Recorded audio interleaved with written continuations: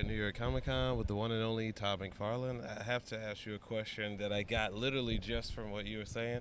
If you could do a movie like The Godfather or Departed as a comic book, which one would you choose? I'd glue them together and do a big long epic. What do you like? Those all that stuff is stuff that is like I like to watch and read and look at. So to me, anything that deals with seriousness and material that is about the human condition, basically the seven deadly sins, right?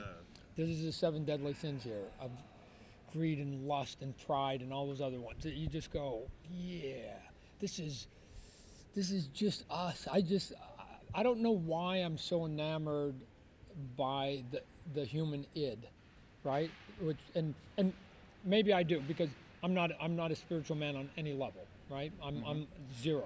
So to me, this is it. This is the heaven because this is as good as it gets. And so I just am mystified at watching how people take this one opportunity at life and figure out how to not live it to its fullest in a positive fashion. Like why we make those choices, right?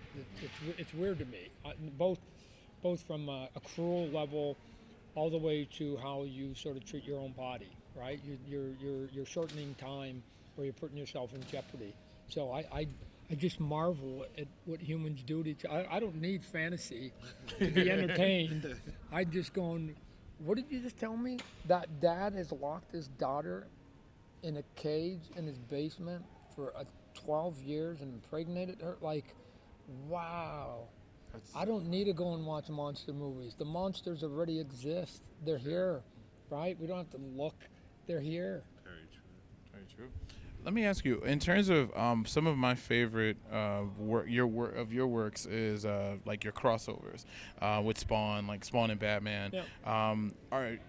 Which of your crossovers are your favorite, and what are some future ones that you would love to have your Spawn character crossover with? I mean, I don't know if I'll ever do any more crossovers. If I do, we'll go through it. Probably most of the crossovers you'll see in the near future will be obviously with characters within the Image universe. Mm-hmm. But the lowest hanging fruit would be the one that I think that the fans will get sort of the most excited about, and it might even be a little interesting to even contemplate someday, would be Spidey Spawn. Right? Yes. Spidey Spawn. Because I know people said, Spawn. Yeah. You gotta get that started now. So people have, said, oh, what about Spidey Venom? You great Venom. It's like, dude, you got it wrong. Spidey Spawn. I don't think people are going, oh my God, I can't wait for Todd to come back and do Venom. I think they're going, oh my God, he come back and do Spider-Man. Guess who the bad guy would be in that story? It'd be Venom. So we'll get Venom. Like Venom would be as the bad guy, right? What are you talking about? So, like, there's that, and then maybe another whack at a Spawn Batman, right? I think those two guys have a lot in common, and then some things that rub each other wrong. That there's a fun factor, I think, with those two guys staring each other down. Absolutely. Couple alpha dogs, if you will. Yeah, I love their conversations and like it's like, oh, we're friends. And just like wanted to throw in like a batarang in his face, and he's just like, okay, all right, I guess we'll get it together later.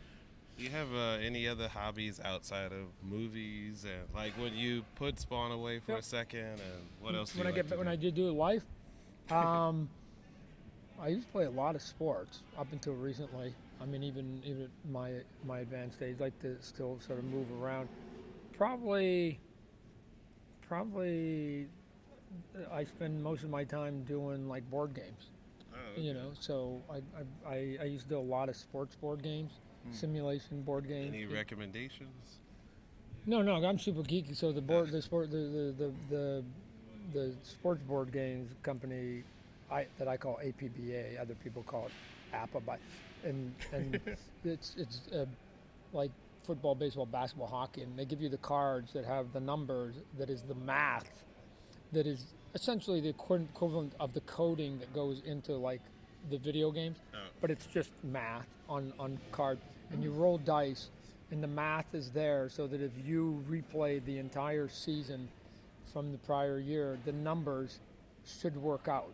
And so I've done, which may seem odd, full season replays, and to see how accurate the math is, and then go to the boards and write these dissertations as to why I think it works when other people say it doesn't work, and I give it. But I've moved away from that to sort of war games, and not fantasy war games, but actual sort of like war games throughout history that are, you know, based on almost like playing chess against the other player or enemy.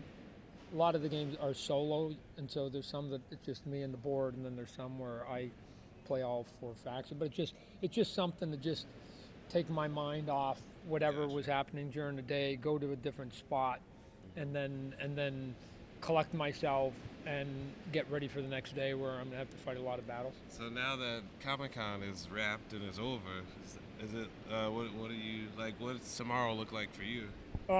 I know. Tomorrow there's a big tribute for Stan Lee that they're going to be having that Disney and ABC are putting together. So I'll be attending that. And then on Tuesday, it will be going full bore, trying to talk to my agents in Hollywood, going, you saw the numbers like I saw. Yes. Get me in the room. Get me in the room. It's time to talk dark R-rated movies to these people once more. So we're definitely looking forward to seeing Spawn come to life, and the idea you have behind it is just amazing. I'm speechless in terms of like that style of not having Spawn, you know, so to speak, but just be that boogeyman. It's just like very compelling. It's just gonna be a shark in murky waters. And the actors too. Good choice, Jamie Foxx and Jeremy Renner. Yeah. So it not only should it work, right?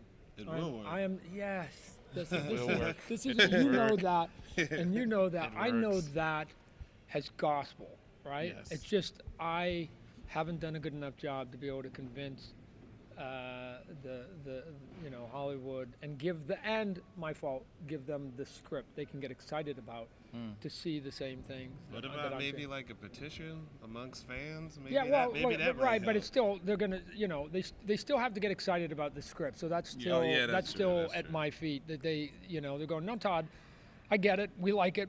We know it Spawn's big. We want it. Get us a script that we can basically spend $20 million on. So it's still on my shoulders, right?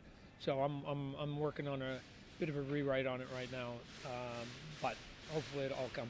What's a fun fact about Spawn fans may not know that's maybe like out in the books that maybe no one paid attention to, or something that they just don't know about Spawn?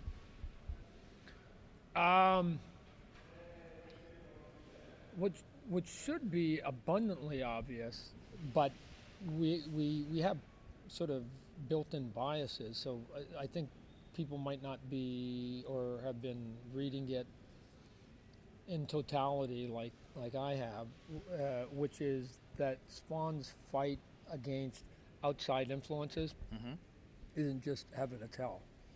He to him they're both the same, and so he's just I've always said to Al Simmons that heaven and hell are the same. It's just that one has a better PR firm, right? Because when he goes no, it's true. When he goes down his checklist, and he goes, there's outside influence A and outside influence B. Let's go through the checklist. What do they want? Do they want our souls? Yes, check. Do they want us to bend the knee in loyalty to them? Yes, check. Do they want to destroy the other deity? Yes, check. Right? And if you go down the checklist, he's just going, they want the exact same thing, right? Now, they'll justify they're wanting that. And all Spawn has been saying for 300 issues, just like, leave me alone, let me be my own man, good, bad, or indifferent, and let me have my personal freedom. Now the book is amping up where he's going to try and take that sort of to the rest of humanity and say, be gone outside influences.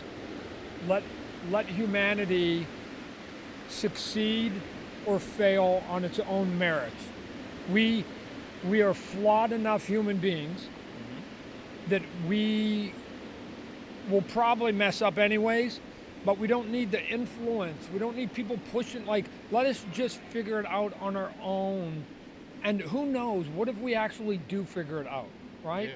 So let us humans have our humanity, and that's sort of his goal personally. And now it's going to be on a global level. Oh, by the way, unbeknownst to him, because of his last act in 301, the universe is blink, and now a tsunami's coming, and now and the cavalry's coming, and this man has been fighting this war solo. Yeah. The cavalry's coming. Problem with the cavalry is Yeah. he didn't ask for them. He doesn't want them. He doesn't control them, and they all have their own agendas and modus operandas of how they're going to deal with all this, and it's going to be way more complicated than people think. It's not going to be like a happy team, if you will. Like, let's build together to fight this guy with his golden glove it's and not, stones. oh no, it's not going to happen. So, but the Spawnverse has just been unleashed. Yeah. All right. Well, thank you so much. It's been amazing, Todd. All right. This has been so Markell much. and Ronnie at New York Comic Con 2019. This is the end, guys. We'll see you next year. What's up, guys? Hey, I'm Wait, Markell. did that light go off? That light went off, man. You gotta pay attention when it's recording. Did it? I don't think I saw It the did. light go Yes, off. the light went off. Okay. But anyway, Hey guys, this is Markell. and it's your boy Ronnie. Thank you so much for watching this video. If you like what you just saw, you definitely want to go ahead and hit that like or subscribe button. It's somewhere around here. Somewhere. Might Could be down even here. Near his frill, I don't know. But make sure, more importantly, go ahead and hit that subscribe button so you can see more of this juicy content. Definitely. I'm Markell, I'm Ronnie. and this is Ronnie Markell Make a Podcast. You know.